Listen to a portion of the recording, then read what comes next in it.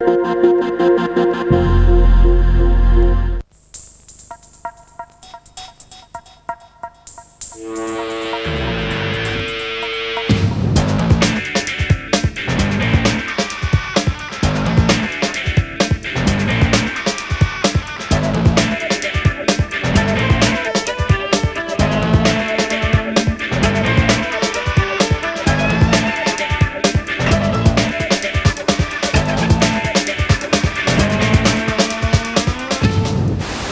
the beginning of 1997, David Bowie turned 50, and at the same time he released his 21st studio album called Earthling, which he recorded here in New York City.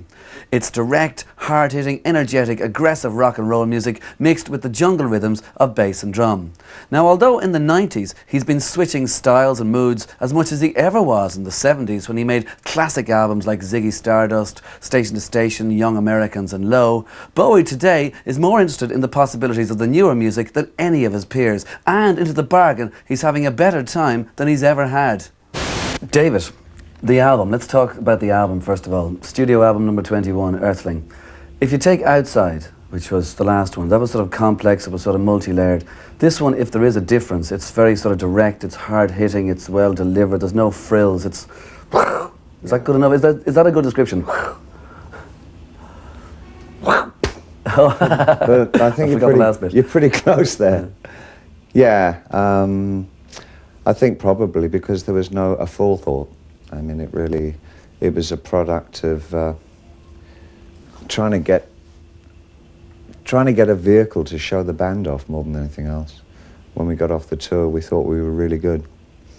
So we thought we'd go in the studio and virtually write material specifically to showcase what the band was like at that particular moment. So it's very immediate, very spontaneous, and it virtually put itself together. We did writing and recording 2.5 weeks and then a couple of weeks of mixing. But it was really very fast. Right, but do you think your approach to this is no real different than your approach to, say, like, if you like, your most artistically satisfying albums, let's just mention one, say from 21 years ago, Station to Station, or the commercially successful ones that followed the same path, like Let's Dance or Young Americans. Do you think there's no real difference the way you're approaching this stuff now, that's the way you're doing it? I think I really have one main way of writing, and that's it. It's a process, and it's an eclectic gathering together of the elements that I feel are actually important at the time. Okay, well, if you went in so quickly from being on the road to make this, to harness this thing that was there, did you write the songs on the road or did you write them in the studio? No, we wrote them in the studio. Oh, really? Yeah. That's a dodgy thing to do, though, No, I have no problem.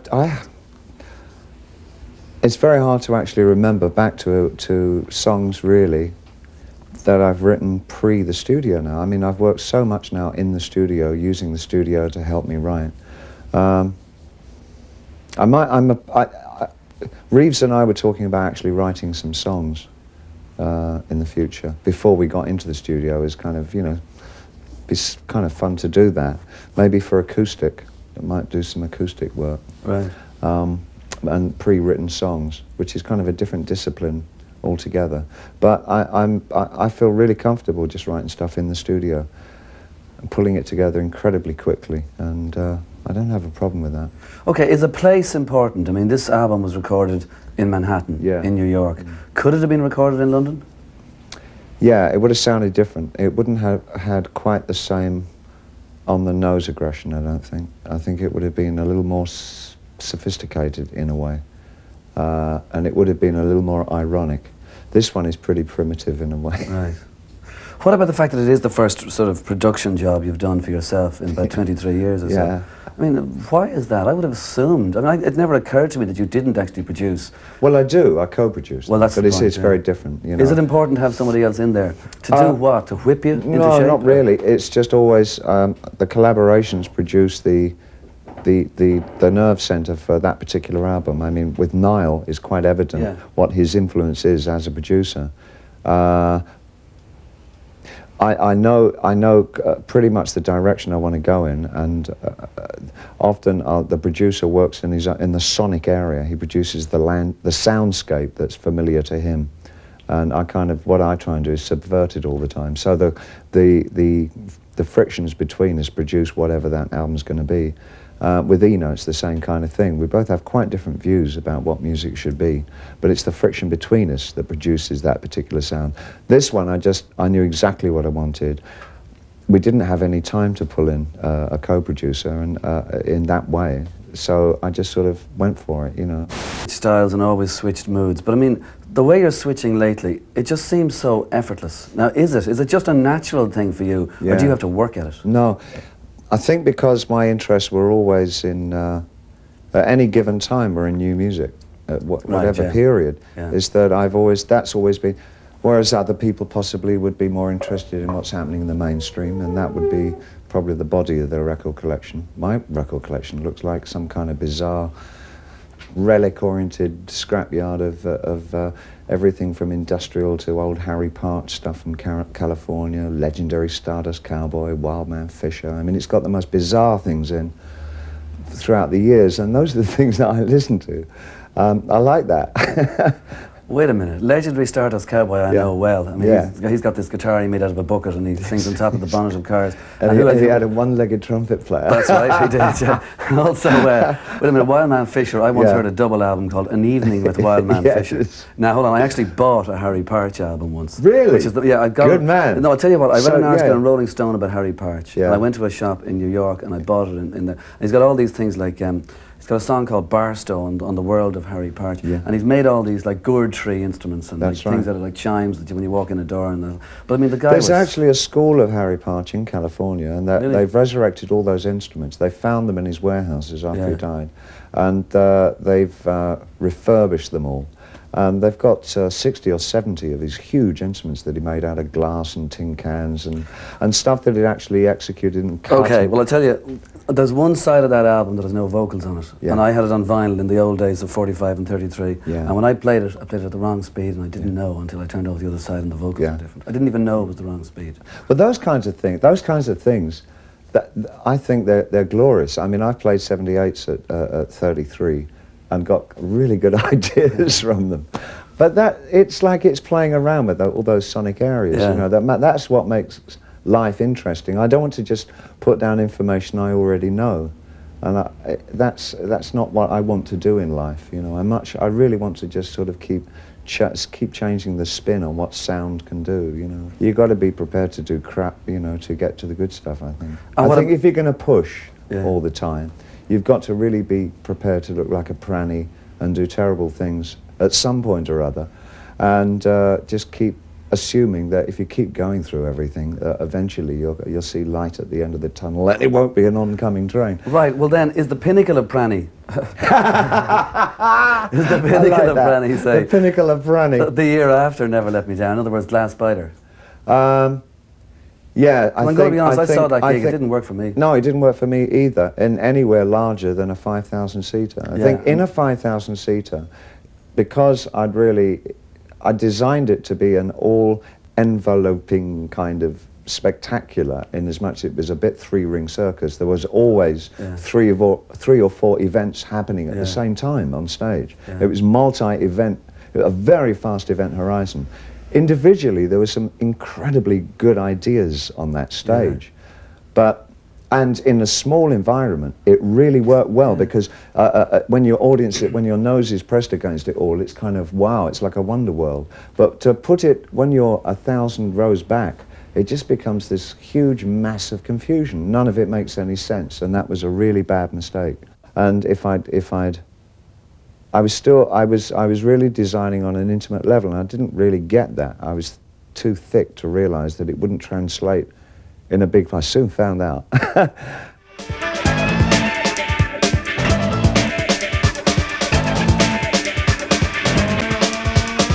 Is the point for you then constant reinvention, or is it just that the excitement of the shock of the new is just what excites you? I'm not. It's not. Yeah, the reinvention thing. I'm not. I don't buy into that at all. I think there's a real continuity with what I do, and it's just about expressing myself in a contemporaneous fashion. I'm not. You know, it's the reinvention thing. It's an easy description, isn't it? It's kind of. It is, but I mean, those... Hey, Dave, you're a real chameleon, you know. I didn't say it. Well, you know something, David, I'm probably the chameleon of rock, you know, because what I do is all about cha-cha changes, you know, and it kind of gets all that, and then, you know, and then the French you get with, why did you kill Ziggy? You know, and the cliches are, you know, a stack high. I won't make you mention names, don't worry, but I'll mention names of your peers, say from Rod Stewart right around to Elton John. They surf the mainstream. They're in the middle of the road all the time doing what it is they've always done. And like, how dare anybody suggest they should take on anything that's happening around them in a younger context because it doesn't work for them or they don't want to do it. But it's a cop-out, isn't it? We obviously just have different perspectives. I think it's the my choice. Always a diplomat, listen to It's not that, honestly. I mean, I just don't think we do the same thing. I think we're both in the music, or all of us are in the music field. It's just my choices have always been very different to my contemporaries, and even my very close friends who are of my age and are my contemporaries. We don't actually have the same ambitions at all, not even remotely. And probably my fixation is that I could have been a painter. I could have been a painter, or I could have been a musician. I opted for being a musician, but really, I still apply. Probably my mind is much more in the in the field of a painter than it is of a musician in that way. I don't know. Oh, stop it. Okay, well then hold on. So, how about this? Wait a minute. Then on that point, a description that somebody gave of you lately, will you accept this? The Beckenham Arts Lab boy who was sacrificed to rock music in the late 60s has re-emerged as the gentleman artist, collector, patron of the 90s. Oh. No, just it's say all no. a bit Dame Bowie, that. I'm afraid Lab Bowie, all right. I'll go back to, I'm sorry, I won't shift from, I'm just a working artist. Okay, well, working probably in a modern field. Okay, and there's no way David Bowie wants to work with a safety net, if you like, absolutely. Not really, because when I've endeavoured to do that, I've just felt that the most dissatisfied creatively as I ever could feel, and I really felt that I was just destroying everything that I thought worthwhile in my work, and I felt really disappointed in myself. I thought that I was letting myself down and letting my work down, and I would have quit.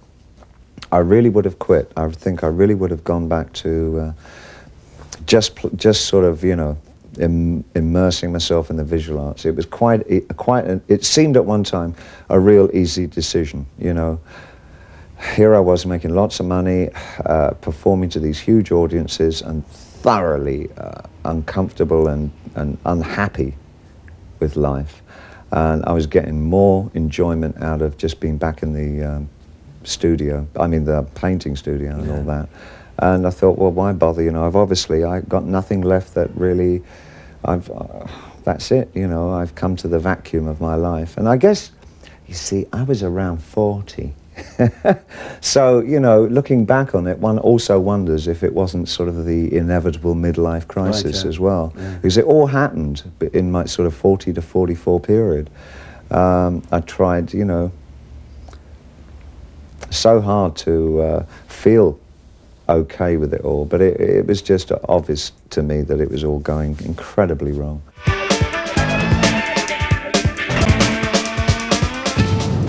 What about being in LA, say, in the mid-70s? Was it that bad? I mean, is the story true that you don't even remember recording station to station? Because if that's true, you should maybe forget some more. Sometimes that's one of my favourite albums of all time. I can't think of one. I can only think of one incident on Station to Station. It's the only thing I can remember. And that was trying to get Earl Slick to I remember working with Earl on the guitar sounds out in the studio itself, and screaming the feedback sound that I wanted at him. I remember doing that. I also remember telling him, take a Chuck Berry riff, dan, dan, dan, dan, dan, dan, and just play it all the way through the solo. Don't deviate from it. Just play that one riff over and over and over again, even though the chords are changing underneath. Just keep it going. He said, what, man? And I said, it'll work, it'll work. That's about it. That's about all I remember of it. I can't even remember the studio. I know it was in LA because I've read it was in LA. What would have made you turn away from drugs then? Is this like spirituality that you had to find, or is that the route you take? Because some people do, to get into sort of back to a normal life. Firstly, physically, I was painfully emancipated, emaciated rather, emancipated came later. Emaciated, I was just not even skin and bone, I was just bone. I was bone with these veins wrapped around them. I mean, I was the most, God knows what weight I was, but I was way below, like, I think at some points I almost reached like 80 pounds, you know, it was just really, really painful. And also my disposition was, left a lot to be desired. I was just paranoid, manic depressive. It was all this usual emotional paraphernalia that comes with abuse of amphetamines and cokes and all that. Okay, if you go back to your 20s and you're driven, and you're now... Who wants to go back to No, sorry, your 20s in age, and now it's the 90s, and you're 50 years of age now, and you're driven. What's the difference between the two drivens? I think the early one was a drive. I have a drive now. I'm not sure that I'm driven. It's different. I have a motor which works at a 24-hour length. Yeah. I'm very aware of the day that I'm living through now. I'm very happy about being in the now in that way. It sounds very neo-Buddhistic, but it's true. I feel very content with what I do on each day as it happens. But I think when I was in my 20s, I was always looking to the next thing. Yeah. I wasn't enjoying recording. I'd make records, but I was thinking about what the show would look like and what we could do with that. And I was always 3 steps ahead of myself. So I never enjoyed process. Yeah. But now I really enjoy making an album and then actually doing the tour and enjoying the performances, you know, and that's a different kind of feeling entirely. And possibly it's not possible until you get older. I don't know. I think when you are young, your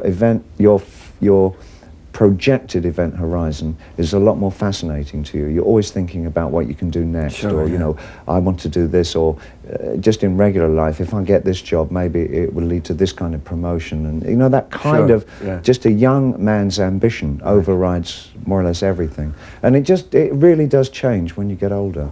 And I wouldn't have guessed when I was 25 that you could actually still have the same enthusiasm. It's modulated in a different way. It becomes a different kind of, it has different characteristics. It's still there, the enthusiasm, but it's not so ambition-driven.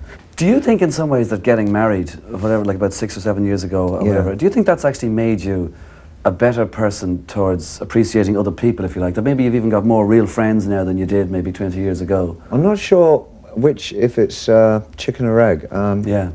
I think probably I couldn't have carried out this relationship and continued it if I hadn't have been in a place where I was ready for a real long-lasting relationship with somebody.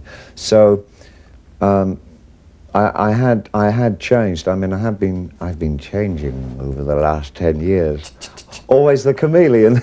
Hey. I guess I just got more. I probably had a greater grasp on the reality of what my life had become and what I wanted my life to become. So I knew that I really was looking for some kinds of emotional stabilities, you know, things that would kind of tether me to the ground a bit more. So I was in a good place when we met for that. And I guess the reciprocal love between us has kind of just kept me extremely buoyant about life. And I'm in love still. I mean, you know, it's as simple as that. I think being in love has an awful lot to do with it. Right. Okay, well then finally, David, one last question is this. Over the year there where you played live, you had your band pared down from the 8-piece to the 5-piece, the band you now want, with the Americans in it. You played like with 9 Inch Nails. The Americans. Well, the Americans. I love that. It's the American band, if you like. With 9 Inch Nails you played the Kremlin, you played Euro festivals as opposed to Wembley arenas and that kind of thing. East Coast ballrooms, all within the 1 year. You get off the road, you make an album, and you have this band now. For the last few years of this millennium, how do you see it's going to happen? Do you see it continuing on with this band for a while? I think we really have a very strong affection for each other. Probably because what's happened to me over the last few years, I find it just a real joy to have real strong social contact with the people that I'm working with, as opposed to just popping in, doing my work and leaving and kind of going back into this hermetically sealed kind of isolation. So, I mean, I know already that the rest of this year is going to be working. We start in rehearsals in April, and we're doing a real biggie from May through December. really, you know, Yeah. smashing. And I'm really looking forward to that a lot.